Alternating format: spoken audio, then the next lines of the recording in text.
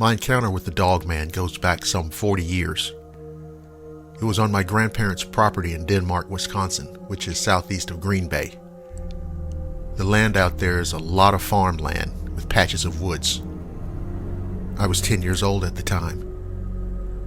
My grandparents owned a few acres of land, and on the far right corner of their yard, there's a thick patch of woods and swamp that goes on for a bit before hitting another farm field.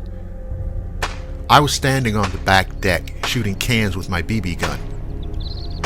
It was a hot and muggy morning in mid-July, and all morning outside, I just had a real eerie feeling that I couldn't shake. It was like I was being watched, but every time I looked around the yard, I never saw anything. So I just went back to shooting cans, but I got that feeling again. I started scanning the tree line of the woods, and that's when I saw it. It was standing next to a tree, and it was absolutely massive.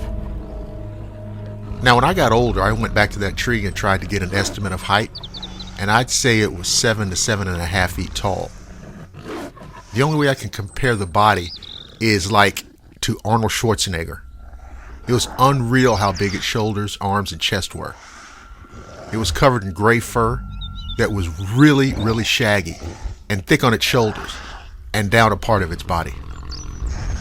I know when people describe dogmen, you hear a lot of, "Oh, it looked like a timber wolf standing on two legs," or "It had the head of a German shepherd." This was not the case at all. The head and face looked like a werewolf. It had pointed ears on the top of its head. Its eyes were hot yellow and almost seemed to glow even in daylight. And it was snarling with its lips open, and it almost seemed to be smiling. Let me tell you, the look and smile on this thing's face was pure evil.